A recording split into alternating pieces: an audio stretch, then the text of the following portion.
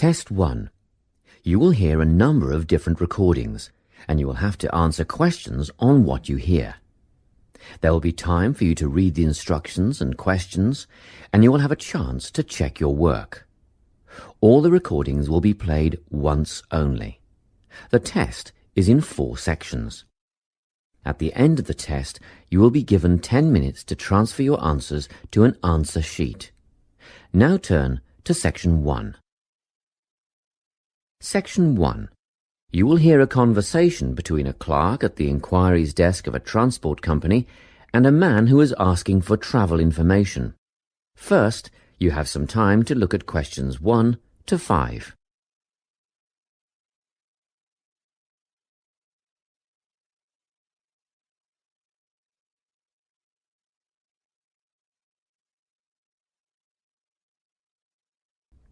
Now we shall begin.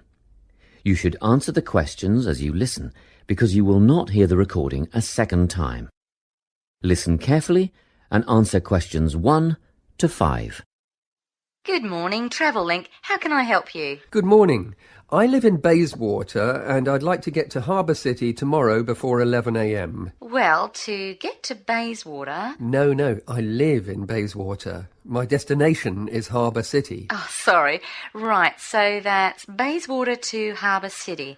Are you planning to travel by bus or train?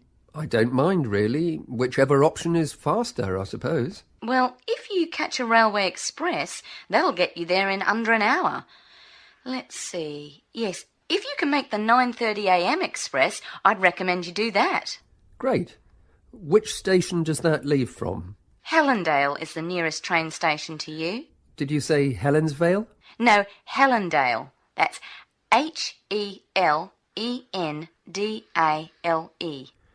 What's the best way to get to the Helendale station then? Well, hang on a minute while I look into that. Now, it seems to me that you have 2 options. Option 1 would be to take the 7:06 bus from the Bayswater Shopping Centre to Central Street. When you get there, you transfer to another bus which will take you to the station. Or the second option, if you don't mind walking a couple of kilometres, is to go directly to Central Street and get straight on the bus going to the train station. OK. Which bus is that? The 792 will take you to the station. I guess the walk will be good for me, so that might be the better option. What time do I catch the 792? There are 2 buses that should get you to the station on time, one just before 9 o'clock and one just after. But look, at that time of the morning it might be better to take the earlier one, just in case there's a traffic jam or something. The 8:55 is probably safer than the 9:05. Yeah, I don't want to miss the train, so I'll be sure to get on the 5 to 9 bus. Before you hear the rest of the conversation, you have some time to look at questions 6 to 10.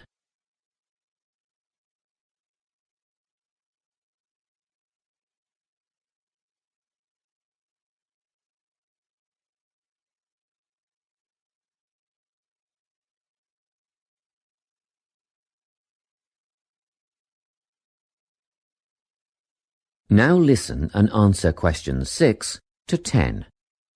By the way, how much will I have to pay in fares? Well, you can get a ticket on the bus for $1.80 cash, and you'll need $10 each way for the train. Wait, do you have a Travel Link card? No, but I can get one before tomorrow. OK, well that'll make it considerably cheaper then. The bus will cost $1.50 each way, and the train will be... The train to Harbour City will... still cost $10 because you'll be travelling during peak hours in the morning, so no savings there, I'm afraid. However, if you could come back at an off-peak time... What does that mean? Well, if you could start your return journey before 5 p.m. or later than 7:30 in the evening... Actually, I wasn't planning on coming back till at least 8 o'clock anyway. Oh, in that case, you can make quite a saving if you use your Travel Link card. You did say you were planning to purchase one, didn't you? Yes, I'll pick one up later today. Good. That would mean your return train journey would only cost you $7.15 with your card. Thank you. Is there anything else I can help you with? Actually, there is. Do you know if I can use the Travel Link card on ferries? If you're thinking of the Harbour City ferries that go back and forth between the North and South Bank, those are the commuter ferries, then yes. A one-way trip costs $4.50, but with your card you'd make a 20% saving and only pay $3.55. So $3.55 for the commuter ferry. What about the tour boats? You mean the tourist ferries that go upriver on sightseeing tours? No, they only take cash or credit card. They're not part of the Travel Link company. Oh, I see. I don't suppose you know the cost of a tour? In actual fact, I do, because I took a friend on the trip upriver just last week. We decided on the afternoon tour, and that was $35 each, but I understand that you can do the whole day for $65. Thank you. You've been a great help. My pleasure. Enjoy your day out. That is the end of section 1. You now have half a minute to check your answers.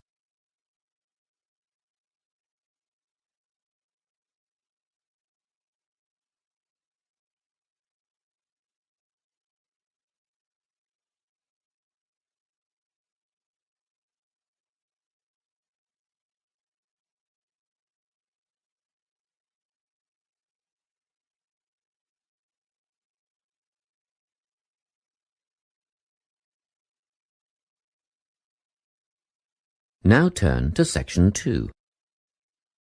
Section 2. You will hear a guidance counsellor talking to a group of students. First, you have some time to look at questions 11 to 14.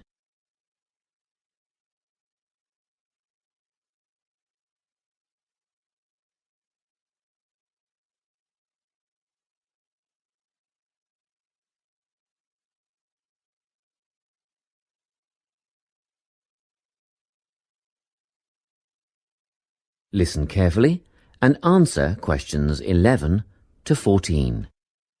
Hello everyone. I'm the Counselling Administrator here at St Ives College, and I've been asked to come and talk to you about our counselling team and the services that we offer. We have 3 professional counsellors here at St Ives, Louise Bagshaw, Tony Denby and Naomi Flynn. They each hold daily one-on-one sessions with students, but which counsellor you see will depend on a number of factors. If you've never used a counsellor before, then you should make an appointment with Naomi Flynn. Naomi specialises in seeing new students and offers a preliminary session where she will talk to you about what you can expect from counselling, followed by some simple questions about what you would like to discuss. This can be really helpful for students who are feeling a bit worried about the counselling process. Naomi is also the best option for students who can only see a counsellor outside office hours. She is not in on Mondays, but starts early on Wednesday mornings and works late on Thursday evenings, so you can see her before your first class or after your last class on those days. Louise staffs our drop-in centre throughout the day. If you need to see someone without a prior appointment, then she is the one to visit. Please note that if you use this service, then Louise will either see you herself or place you with the next available counsellor. If you want to be sure to see the same counsellor on each visit, then we strongly recommend you make an appointment ahead of time. You can do this at reception during office hours or by using our online booking form. Tony is our newest addition to the counselling team. He is our only male counsellor, and he has an extensive background in stress management and relaxation techniques. We encourage anyone who is trying to deal with anxiety to see him. Tony will introduce you to a full range of techniques to help you cope with this problem, such as body awareness, time management, and positive reinforcement. Before you hear the rest of the talk, you have some time to look at questions 15 to 20.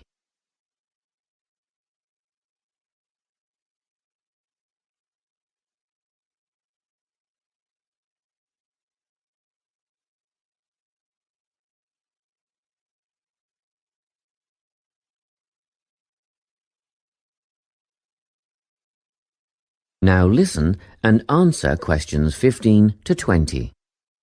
Each semester, the counselling team runs a number of small group workshops. These last for 2 hours and are free to all enrolled students. Our first workshop is called Adjusting. We've found that tertiary education can come as a big shock for some people. After the structured learning environment of school, it is easy to feel lost. In this workshop, we will introduce you to what is necessary for academic success. As you might expect, we're targeting first-year students with this offering. Getting organised follows on from the first workshop. Here, we're going to help you break the habit of putting things off, get the most out of your time, and discover the right balance between academic and recreational activities. With Getting Organised, we're catering to a broader crowd, which includes all undergraduates and postgraduates. Next up is a workshop called Communicating. The way people interact here may be quite different to what you're used to, especially if you've come from abroad. We'll cover an area that many foreign students struggle with: how to talk with teachers and other staff. We'll cover all aspects of multicultural communication. International students tend to get a lot out of this class, so we particularly encourage you to come along. But I must say that sometimes students from a local background find it helpful too, so everyone is welcome. The anxiety workshop is held later on in the year and deals with something you will all be familiar with: the nerves and anxiety that come when exams are approaching. Many students go through their entire academic careers suffering like this, but you don't have to. Come to this workshop and we'll teach you all about relaxation and how to breathe properly, as well as meditation and other strategies to remain calm. We've tailored this workshop to anyone who is going to sit exams. Finally, we have the motivation workshop. The big topic here is how to stay on target and motivated during long-term research projects. This workshop is strictly for research students, as less advanced students already have several workshops catering to their needs. Well, that's it. Thanks for your time. If you have any questions or want more information about our services, do come and see us at the counselling service. That is the end of section 2. You now have half a minute to check your answers.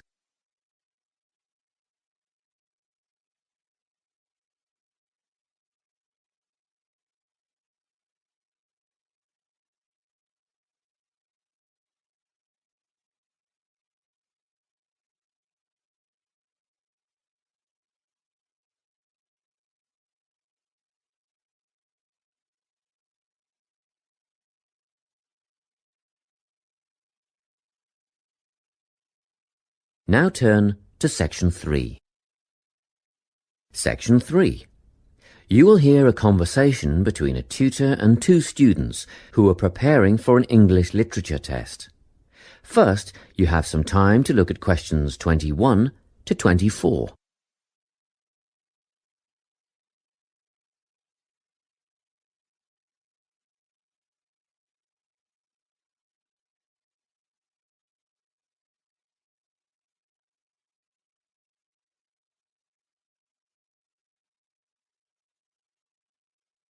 Listen carefully and answer questions 21 to 24. Hello, Lorna, Ian. Glad you could make it. You're the only two who put your names down for this literature tutorial, so let's get started, shall we? I want to run over some aspects of the novel The Secret Garden with you before the test next week. Be sure to take some notes and ask questions if you need to. Hey, Lorna, have you got a spare pen? Sure, here you are. OK, so the story follows two key characters. You should refer to them as protagonists, who go by the names of Mary Lennox and Colin Craven. The story is set shortly after the turn of the 20th century, and the narrative tracks the development of the protagonists as they learn to overcome their own personal troubles together. That's quite a common storyline, isn't it? Yes, you're right, Lorna. So what can you tell me about the character of Mary? Well, in the beginning, she is an angry, rude child who was orphaned after a cholera outbreak and forced to leave India and move to the United Kingdom to her uncle's house in Yorkshire. That's right.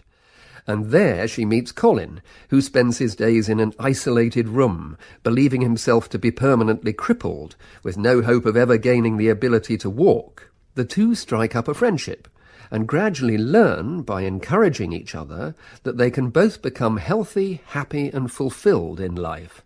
Will we need to remember a lot of these details for the exam? Just the basic outline. Examiners don't want to read a plot summary. They know what the book is about. Focus on narrative techniques instead, such as point of view. What's that mean? It's all about how we see the story. This story, for example, is written from the perspective of what is called an omniscient narrator. Omniscient means all-knowing. So, as readers, we get to see how all the characters feel about things, what they like and don't like, and what their motivations are in the story. Before you hear the rest of the conversation, you have some time to look at questions 25 to 30.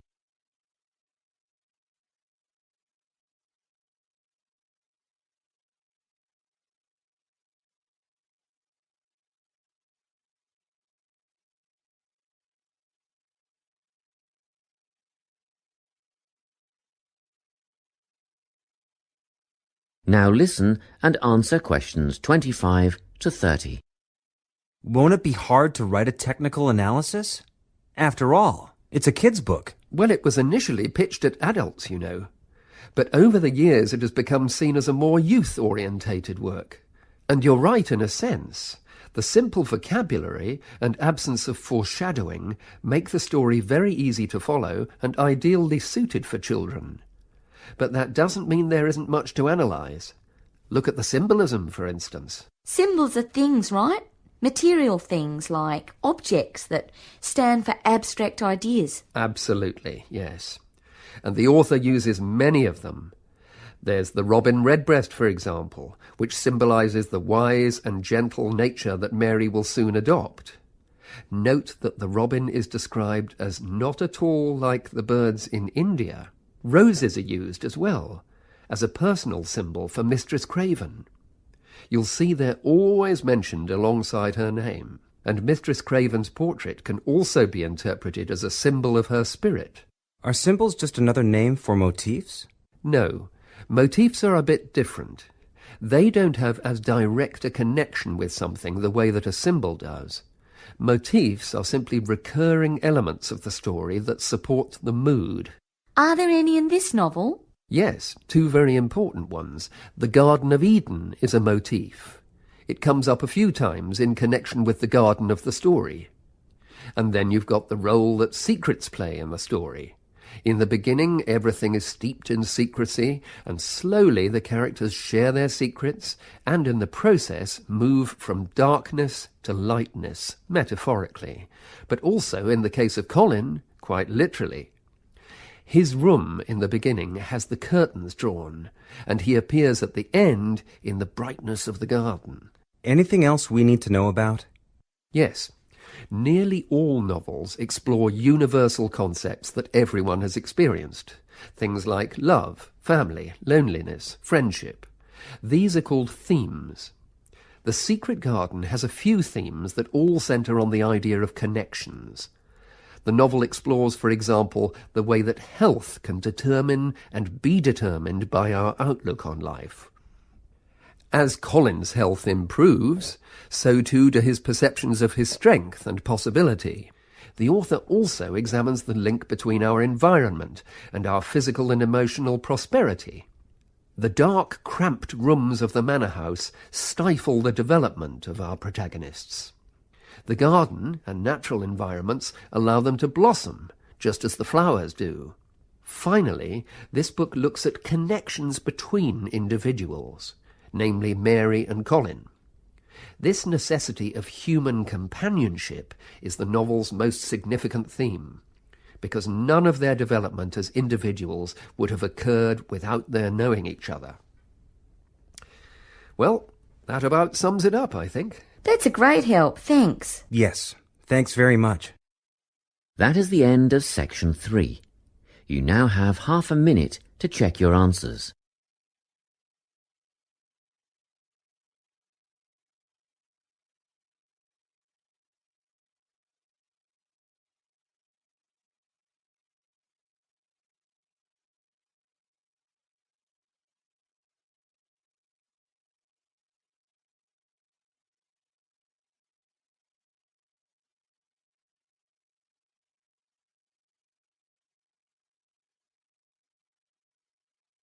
Now turn to Section 4.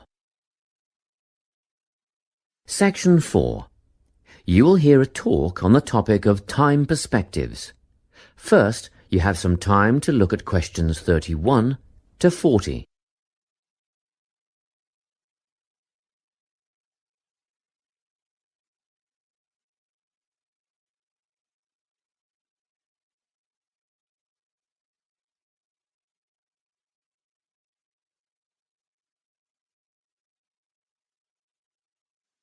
Listen carefully and answer questions 31 to 40.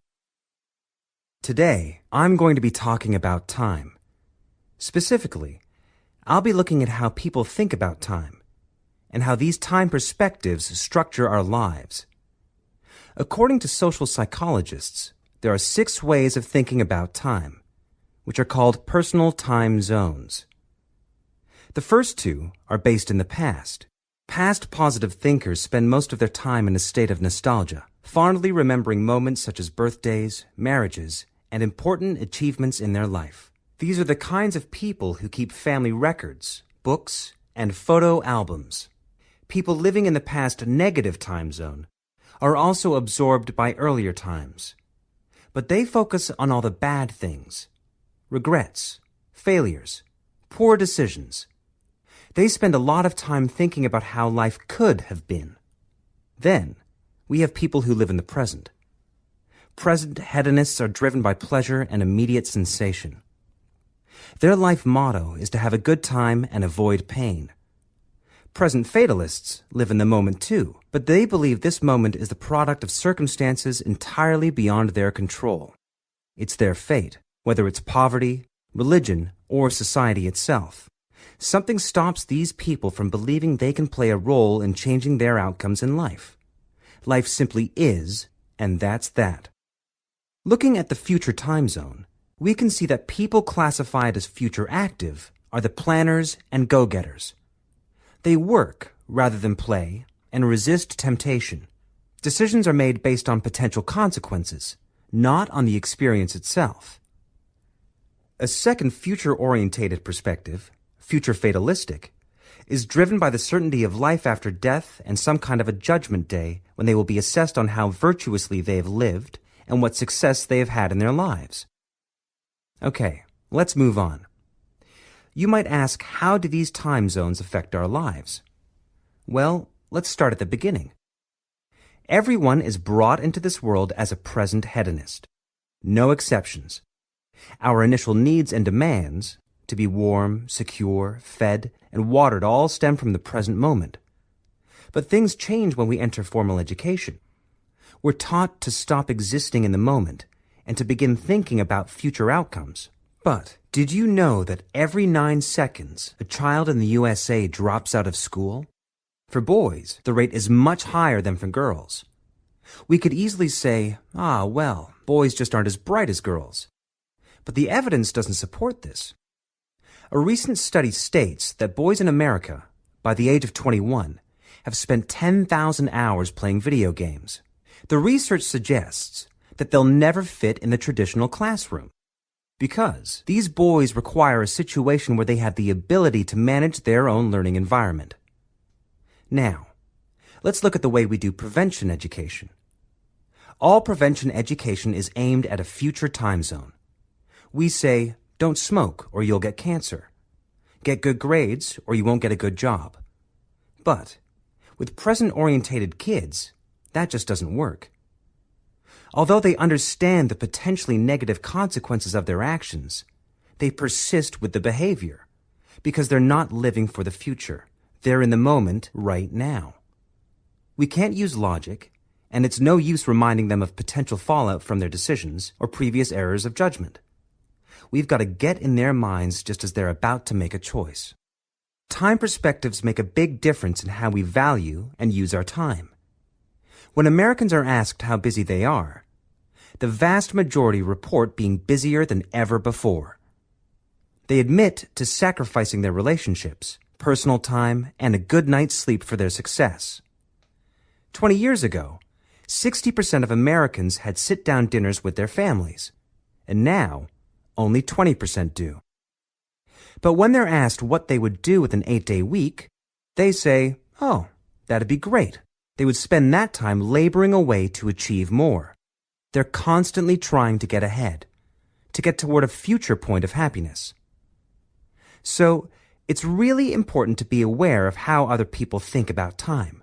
We tend to think, oh, that person's really irresponsible, or that guy's power hungry. But often, what we're looking at is not fundamental differences of personality, but really just different ways of thinking about time.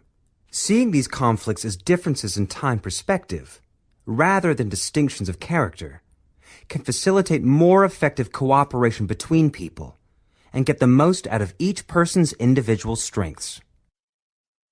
That is the end of section 4. You now have half a minute to check your answers.